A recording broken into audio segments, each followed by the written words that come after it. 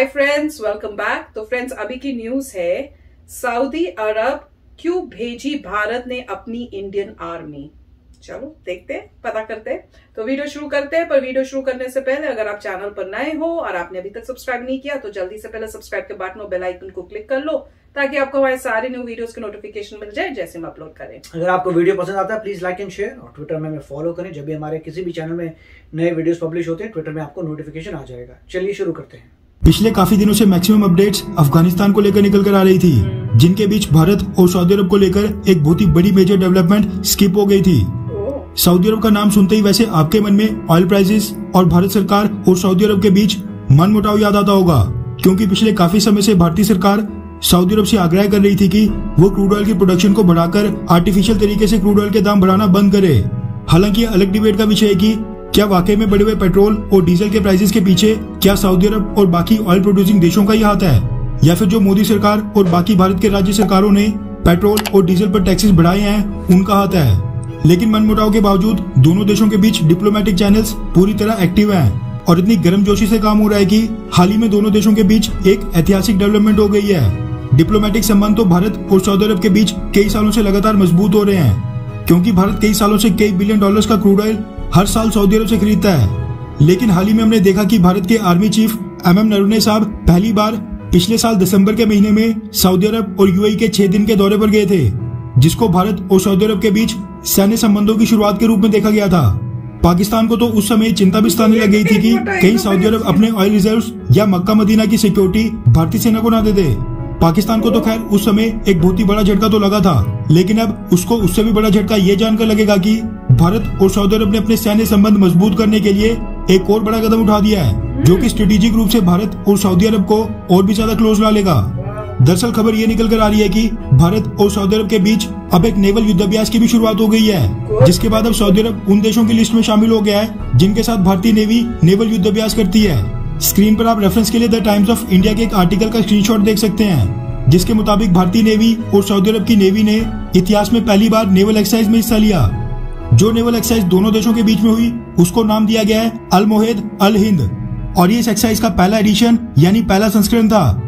जो कि अब आगे अगले सालों के लिए भी चलता रहेगा। वैसे नाम सुनकर आपको तो अचंभा हो रहा होगा। सऊदी अरब, जिसके पास दिमाग है, उसने भारत के साथ अल मोहेद अल हिंद नाम की नेवल एक्सरसाइज की शुरुआत की है, जबकि बर्बादी की कगार पर खड़ा पाकिस्तान आज भी गजवाए हिंद के सपने देख रहा है। हालांकि मैं पहले भी कह चुका हूँ कि गजवाए हिंद करने का तो खैर किसी के बाप में दम नहीं है, लेकिन आपको ये बात भी बतानी जरूरी है कि ये एक्सरसाइज इतने बड़े लेवल की एक्सरसाइज नहीं थी जो नॉर्मली हम फ्रांस, अमेरिका, जापान या बाकी के देशों के साथ करते हैं, क्योंकि सऊदी अरब की नेवी भी कोई खास बड़ी और प्रोमिनेंट नेवी नहीं है, क्योंकि उनकी नेवी के पास बस 6-7 फ्रिगेट्स और 3-4 कॉर्वेट्स हैं। भारत ने इस एक्सरसाइज के लिए अपना मिसाइल डिस्ट्रॉयर INS कोची भेजा था, जिसके साथ 2 सी किंग 42B हेलीकॉप्टर्स भी थे।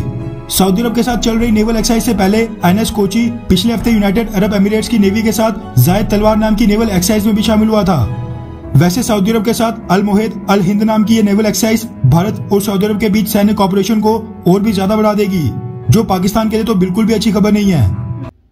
तो फ्रेंड्स, न्यूज तो अच्छी है, पहले भी सुनने में आया था कि इस टाइप की कुछ एक्टिविटीज कर रहे हैं या सोच रहे हैं उस टाइप से, पर अच्छी बात है कि इंडिया इस टाइप की कर रहा है बाकी आसपास की कंट्रीज के साथ, ताकि कल को अगर जरूरत पड़े और अपने फ्रेंड्स के साथ उनकी हेल्प करनी हो या इंडिया को कुछ करना हो तो ये सब जो है वो मिलके कुछ कर सकें। और जिनके साथ हम कर रहे हैं ये ट्रेनिंग्स और इस टाइप से, तो ऑब्वियसली उनको भी पता चल रहा है इंडिया कितना ताकतवर है, कितना अपनी आर्मी के और अपनी वेपनरी में कितना प्रोग्रेसिव है। अब जैसे ये बोल रहे हैं कि भाई उनके पास तो इतना कुछ खास है भी नहीं है, जैसे बता रहे हैं कोई बहुत शिप्स विप्स नहीं है फाइटिंग करने के लिए, पर इंडिया के पास तो बहुत सारी है। तो मेरे ख्याल से एक वजह ये भी होगी कि उनको दिख रहा है कि हमारे पास इतना नहीं है पावर, तो इंडिया के साथ थोड़ी जो अगर फ्रेंडशिप हुई तो इकट्ठे करने में उनको ज्यादा, मेरे ख्याल से हेल्प उन्हीं को ज्यादा होगी, जहां तक मुझे लग रहा है। पर देख के अच्छा लगा कि एटलीस्ट ये स्टेप तो हुआ है, और जो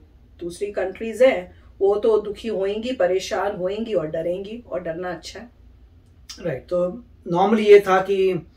मतलब सऊदी अरेबिया अगर आप जाते हैं गल्फ कंट्रीज में, और गल्फ का मतलब है पर्शियन गल्फ कंट्रीज में, तो आपको ये नज़र आता है कि एक समय पे ये कंट्रीज काफ़ी रिच थी। तो हमारे बहुत सारे लोग जाते हैं अभी भी, मगर उतने ज़्यादा नहीं जाते और वहाँ काम करते हैं, राइट। तो अगर आप वहाँ जाके देखें गल्फ़ में, तो आपको बहुत सारे डॉक्टर्स, इंजीनियर्स, मिडिल और उसके बाद जितने भी लेबर है वो इंडियन नज़र आएगी। वो लोग, उनकी अपनी पॉपुलेशन काफ़ी कम होती है और वो कंट्रोल करते हैं अपने जो भी एसेट्स हैं, और बेसिक उनके पास ऑयल है। अब उनको ये पता है कि अगले 50-60 साल में ऑयल जो है ख़त्म हो जाएगा या काफ़ी कम हो जाएगा। दूसरा, विद इन 10-20 ईयर्स लोग जो हैं ऑयल पे निर्भर करना बंद कर देंगे। जैसे यूएस में 2030 तक 50% कार्स की प्रोडक्शन इलेक्ट्रिक होने वाली है, मैन्युफैक्चरर्स पे रूल आ रहा है ये। तो जैसे जैसे आप 15 साल आगे देखिए, ऑयल पे इंडिपेंडेंस ख़त्म हो जाएगी मेन चीज़ के लिए कि ट्रैवल के लिए, तो वो वहाँ ख़त्म हो गई। अब उनको इस बात का पता है, जैसे जैसे इंडिया का जीडीपी बढ़ रहा है, इंडिया की लेवल ऑफ लाइफ बढ़ रही है, स्टैंडर्ड ऑफ लिविंग बढ़ रहा है, तो लोग भी जाना बंद कर देंगे सऊदी अरेबिया, क्योंकि बोलेंगे सऊदी अरेबिया जाने की ज़रूरत है, यहाँ पे अच्छा खासा हम रह जाते हैं, यहाँ पे अच्छा खासा हमारा बन जाता है, हमारी कंट्री आगे बढ़ रही है, हमें कोई ज़रूरत नहीं है। तो फिर लोग वहाँ जाना भी बंद कर देंगे, उनका ऑयल बंद हो जाएगा, उनके पास और कोई रिसोर्सेज है नहीं, पूरा रेगिस्तान है, वो क्या उगा सकते हैं, कुछ भी नहीं। तो वो लोग जो है एक पैनिक मोड में चल रहे हैं, उनको पता है कि आगे क्या। इसीलिए जो है दुबई जो है अपने आप को tourist capital of the world बनना चाहता है। जब तक अभी उनके पास पैसा है तो पैसे से बिल्डिंग बना रहे हैं, टूरिज्म कर रहे हैं कि जितना हो सके कोई और जरिया आ जाए पैसे का, मगर उनके वहाँ पे प्रॉब्लम सिर्फ यही है कि डेमोक्रेसी नहीं है। तो इसलिए जो भी थोड़े इंडिपेंडेंट लोग के जिन कंट्रीज में डेमोक्रेसी है, उनको वो हमेशा सोचेंगे कि क्या मैं यहाँ जाऊँ, यहाँ डेमोक्रेसी नहीं है, मैं यूज तो नहीं हूँ ऐसी जगहों पे जहाँ पे गलती से मैं कुछ कर दूँ और मुझे पकड़ लें और कोई कुछ भी कर दें, क्योंकि डेमोक्रेसी तो है नहीं।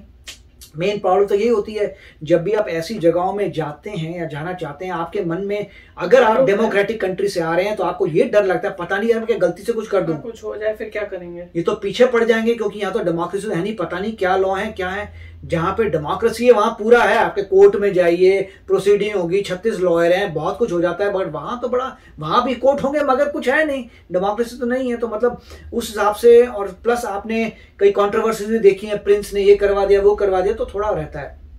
अब जहां पे है कि इंडिया तो बहुत तेजी से आगे बढ़ रहा है, ये लोग जो है इनके पास रिसोर्सेज नहीं है, ऑयल है, ऑयल खत्म हो जाएगा इवेंचुअली, फिर ये नीचे जा रहे हैं, इंडिया ऊपर जा रहा है। ये इंडिया ऊपर जाने का मतलब इंडिया अमीर हो रहा है, इवेंचुअली ये गरीब हो जाएंगे, क्योंकि जब आपके पास रिसोर्सेज नहीं है, कितना ऑयल आप बेच लेंगे, ऑयल के अलावा आप कुछ कर नहीं सकते। प्लस काफी सारे जितने भी अमीर लोग हैं ये सारे अपने बच्चों को भेज रहे हैं अमेरिका वगैरह, वहां से लर्न करके आ रहे हैं, अपनी कंट्री में ऐसा कर रहे हैं, और वर्कफोर्स सारी मोस्टली इंडियन है, इंडियन वर्कफोर्स सारी वापस आती जाएगी, जब वो कहेंगे हमें जरूरत ही नहीं पड़ रही वहां जाने की। तो मेरे ख्याल से बहुत चेंजेस आने वाले हैं। ऑफकोर्स हमारी आर्मी तो बहुत स्ट्रांग है, बहुत पावरफुल है, इसीलिए सऊदी अरेबिया हाथ मिला रहा है, क्योंकि उसको अपना फ्यूचर पता है कि अभी उसे दोस्ती करनी पड़ेगी टॉप लोगों से, जिससे बाद में प्रॉब्लम ना आए। अगर आपको लगता है नहीं उनका कोई और सोल्यूशन, तो क्या है, रेगिस्तान है, राइट, ऑयल है, वो कुछ ग्रो तो कर नहीं सकते, मैन्युफैक्चरिंग भी इतनी नहीं, इतनी हीट होती है, 50 डिग्री में चले जाता है, ऊपर से डेमोक्रेसी नहीं है, तो काफी प्रॉब्लम्स है वहां पे। और इसीलिए अगर आपने पेगासस सॉफ्टवेयर देखा था, तो काफी जितनी भी कंट्रीज डेमोक्रेटिक नहीं है उन्होंने यूज किया था अपने आप को कंट्रोल मेंटेन करने के लिए, अपनी पावर। जैसे इनका नाम भी आया था, इनके प्रिंस का भी नाम आया था कि इन्होंने पेगासस सॉफ्टवेयर को यूज किया था, लोग जिसको एक रिपोर्टर को जो वॉशिंगटन पोस्ट के उसको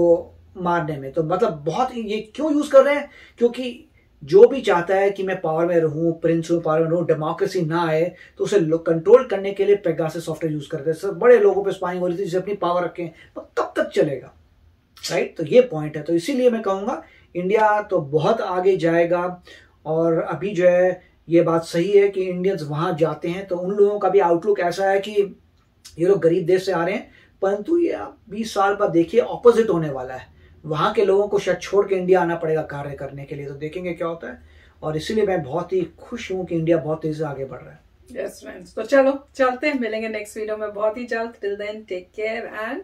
बाय बाय। तो अगर आप मेरे इस चैनल पे नए हो तो जल्दी से सब्सक्राइब के बटन को हिट करो और बेल आइकन को क्लिक करो, ताकि आपको मेरा जब नया वीडियो मैं लगाऊं आपको उसके बारे में जल्दी से पता चल जाए।